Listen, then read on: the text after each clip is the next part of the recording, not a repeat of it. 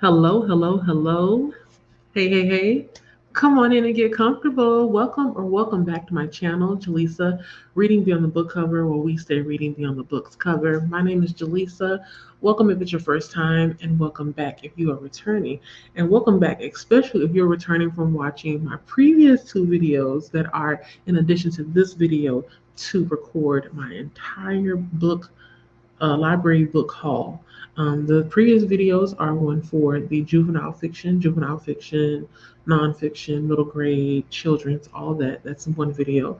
And then I also just did the teen video, the teen fiction and nonfiction. I think I just had fiction there, but yeah, the teen section.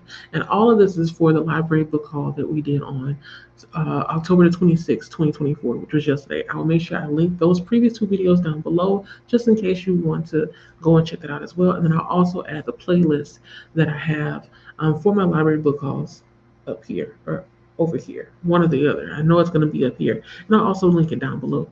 Um, this is going to be a longer video than those two because this is for the adult section, okay? So just to let you all know, the ones that are coming here and not from the previous two videos, I go to the library, or since the boys have been here, I've been going to the library almost every single week. We go library hopping, which is almost the same as bar hopping, and we go to different libraries in our library system. This time we went to a new library, well, new to us library, and we were able to hit up 3 out of the 4 locations that we had planned to go to. So that means that next week we most likely will go to the one that we didn't get to go to, and then maybe another new one. We'll see. I have a sneeze. My allergies are out of this world. So, um, if you are not new here, you know this is a different setting. I decided to come and utilize one of the amenities that we have here at our apartment complex. The oldest wanted to work out this morning, so I went on ahead, let him go ahead and go in the gym.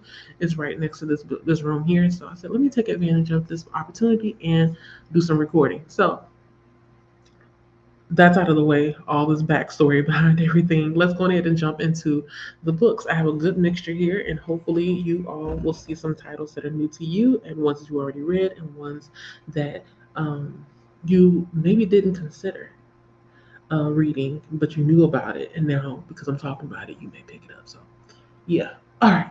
I'm just talking just to talk. That's my ramble.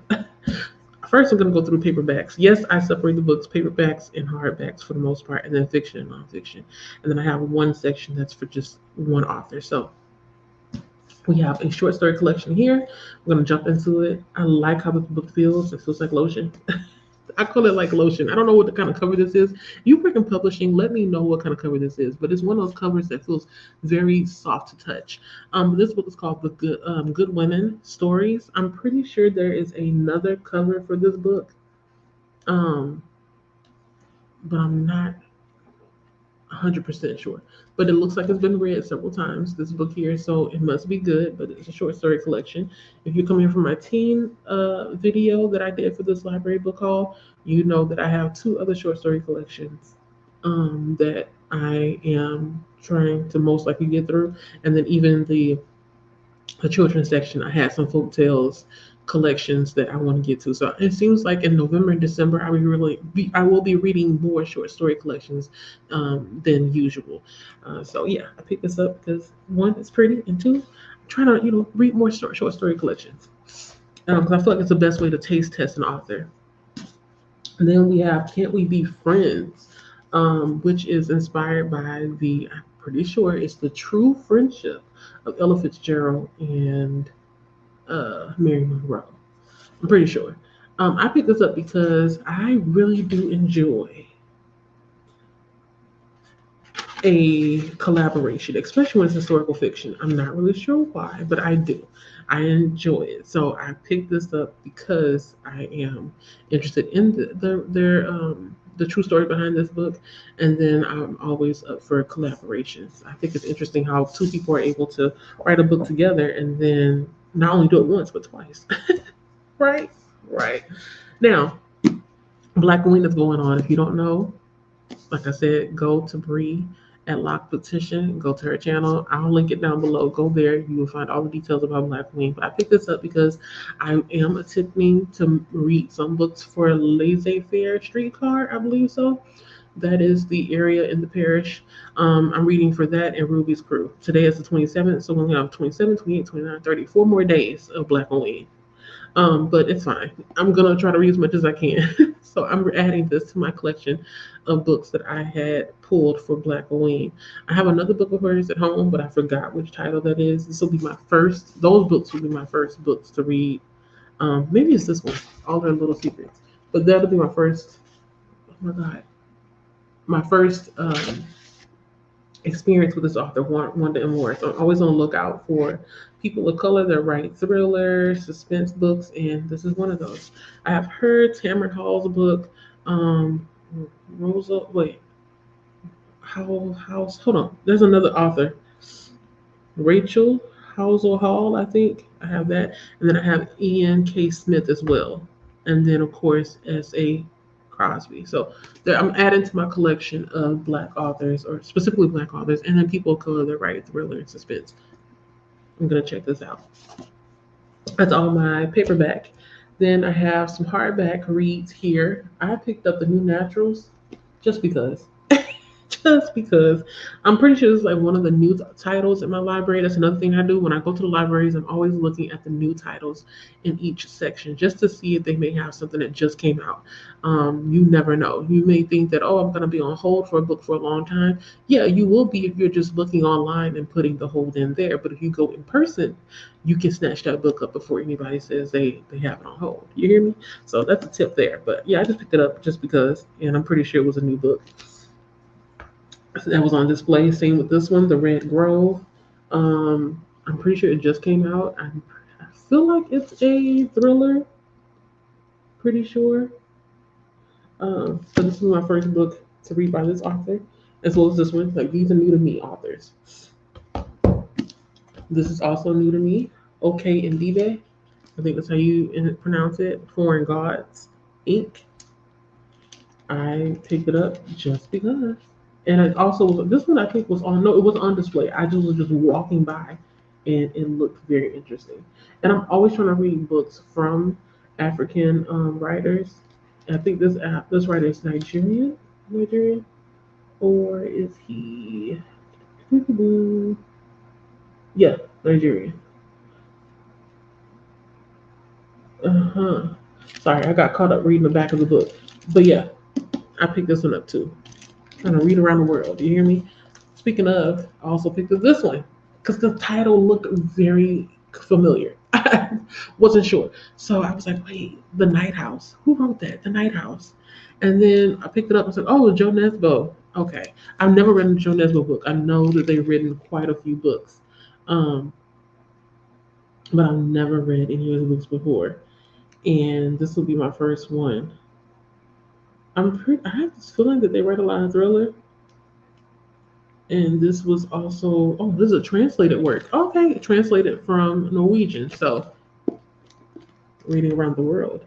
Joe Nesbo. And it says mystery on the side. So I wonder what that means. Like, is it gonna be like a mystery where I'm like, who done it? Or it's gonna be a mystery as in we just talking about some stuff we got a secret and we just trying to figure it out kind of thing. But I won't know until I get there, right? But I also picked it up because of cover. I like that foam and like the blood at the end of it. Give it to me. Give it to me. I like a little bit of scare me. The next two are historical fiction. This would be like in addition to this one, historical fiction. So this one that I have, I'm gonna put it to the side here, is Take My Hand by Dolan Perkins Valdez. This is not my first book by the author. I really enjoyed their book called Wench, Wench, and it has been a while since I read a book by them. But I do remember thoroughly enjoying Wench. I have to reread it, and I want to pick up their next book called Balm, I think, Balm. It has a lady on the front with a blue dress, really, really pretty. I'll put a picture of it right here so you can see what I'm talking about. But I picked up Take My Hand because I have read a book by this author before. I thoroughly enjoyed it, and I would ultimately like to read their entire catalog because I like the way they write historical fiction. And then I also picked up The House of Eve by Sadiqa Johnson. I wanted to get Yellow Wife, but all the books were on hold, so that's why I ended up just getting this one. If I enjoy this one, then I'll go back and pick up the Yellow Wife. But I have seen this book all over the place. I didn't want to read it while it was so hyped, so I just waited, and now I have it. So I will be reading this one as well. It's another historical fiction. I don't think it'll be too difficult to get into because the writing seems like it's a mixture of sorts. I saw like some poetry or something here. Maybe I'm flipping too fast, but yeah, I think I should be okay. I should be okay with this. And like I said, this will be my first Sadiqa Johnson book. These books, they look intimidatingly big, but they're not that big. For me, just saying. My children, when they see me pick up these books, they're always saying, "What? Bible? Yeah, more Bibles." Like, no, it's not a Bible, but I get what you mean. I get it. I understand. I do pick up a lot of thick books. I'm trying to make sure that I put books away as I do this because we will be leaving here pretty soon. And I don't want to end up having to pack up all this stuff later. So bear with me. Hold on. Okay. Put that there. Now, we also have House of Hunger by Alexis Henderson. I've never read an Alexis Henderson book before. I think I started what's it called? The Year of the Witching, but I don't remember what I read of it, but I do want to read it.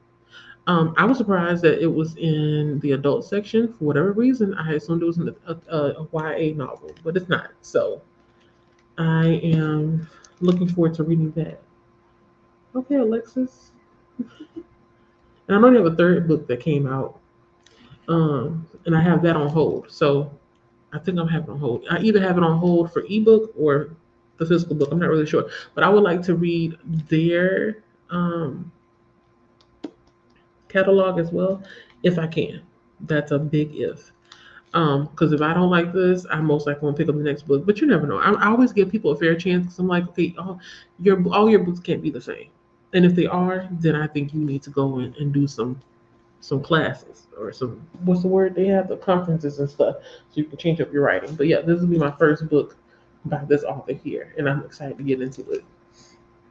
Uh, Next one, two of these books is by Grady Hendrix. I have read My Best Friend's Exorcism. I think that's what the title is by this author. I saw the movie, didn't like it, but I did enjoy that book. I enjoyed the book more than I did the movie, and is that Grady Hendrix? Yes. Oh, no, take it back. And I also read The Southern Guide to. Hold up. The title is too long. Let's take a moment to make sure that Jaleesa is not lying on her own self. Okay. I'm waiting for Libby to come up so I can type in Grady Hendrix. Okay. What have I read by Grady Hendrix? I have read. Ooh, I want to borrow this. Let me borrow that. Sorry, y'all, I got distracted. When I say a book is available, I'm going to take it. I just borrowed Ruin Road by Lamar Giles. So, mm, uh, let's see. So I have read by Grady Hendrix The Southern Book Club's Guide to Slaying Vampires, and I enjoyed that. I read the audiobook, and I also read My Best Friend's Exorcism. Okay, so I was right. I read that as well. And I read the physical for that one. I have not read Horror Store. I have not read um, Paperbacks from Hell. I have not read We Sold Our Souls yet. And of course, I have not read these two, which is The Final Girl Support Group and How to Sell a Haunted House. So I went and picked up these. I picked up one from the library that's new to us, and then I picked up the other one from one that we've been to before. So yep, I'm gonna try these out and see if I still enjoy the writing. This one's kind of thick. I'm surprised. The How to Sell a Haunted House, but yeah, not my first rodeo with him, but it's been a minute. So I'm gonna put this here, and I may even try to read these hybrid read some of these books. If I can get the audio book, I may end up doing that. All right, and the last five books are nonfiction. Whew, almost done. So thank you for still being here if you are. Travels of Terror, Strange and Spooky Spots Across America. I was watching this TV show with Retta in it, and I'm trying to remember what it's called. Let me find the show while I hold the book up. Okay, so I was looking at this show with Retta in it, and Retta is a comedian. Let me see. Retta, and it's a show called the no, not Ugliest House in America. Is it called Ugliest House in America? I'm pretty sure it's not. I think it's Scariest Homes in America. And after watching some of that show, okay, it is. It's called Scariest House in America, and it's on HGTV. After watching some episodes of it that were available on, I think, either Max or Peacock, one or the other, I decided to pick up this book here. What's funny is I put in a hold for this book and it's ready at another location, but then I saw it already sitting at another one, so I just went ahead and pick it up. And I'm still gonna pick up the other one too. It doesn't hurt to have both copies because, like I said, I like to keep the books circulating. But yeah, that's why I picked up this book here. And plus, it's the season, and I just want to learn some different things. And I think it helps to like read stuff like this because you never know if some of the places that are mentioned in this book are going to be the reference material or the inspiration behind somebody else's book. So it helps to read stuff like this so that you can spot it when you're reading it and then like nod and be like, okay, I see you. I see you. So again, that's Travels of Terror, Strange and Spooky Spots Across America by Kelly Florence and Meg Hofdahl. Okay. Then we have Set Boundaries, Find Peace, A Guide to Reclaiming Yourself by Nedra Glover Tawwab. I've been hearing about this book for years, um, and I've always wanted to read it. The book came out in 2021, and I said, okay, I need to pick it up when I can. And I'm not going to read every single page, most of these nonfiction books, but I'm going to be reading certain sections and, of course, taking tidbits, or as my sister would say, like chew the meat, leave the bone. But I would like to incorporate some of this in my life. I'm all about setting boundaries myself. I always say it, even with my own self, I'm setting boundaries for so I can end up, being successful at whatever it is that I'm doing in the moment. But if I do enjoy this, I will get my own physical copy as well as the workbook. I think there's a workbook that goes with it. I wanted to get the other book that she has out, but I said let me finish this one first. And if I enjoy it, then I'm going to get the other one. But yeah, setting boundaries, I think it's something that's important, and it doesn't hurt to work on being like a master at setting them. I feel like once you're good at setting boundaries and you do find peace, that's your superpower, and you're like a ninja at it. Nobody can break your soul. Okay, shout out to Beyonce. If you know, you know. And another thing, I'm not going to tell you all my business, but some of my business, I am in the process of being uh, doing more adulting, which requires reading up on some things that I want to do in the future, near future, which is buying a home. Me and my husband have been trying to navigate that, and in process of doing that, I have a lot of questions, but I think that it's best that I read up on it before I start talking to these people. That's what I like to do. I know if you remember when I was talking about what banks do with money, the book, the children's book that I was talking about in my previous video. Again, look down below. I have the link to my children's nonfiction and fiction book haul for the library book haul today, which is the 10/26/2024. Okay, I'm going to keep referencing it. So I said in that video that I think it's important to read up on some things before you have conversations with some of these people, because that's the easiest way to make sure that you're not being swindled and duped. You know what I'm saying? And I also want to have a productive conversation. I don't want to go in there talking to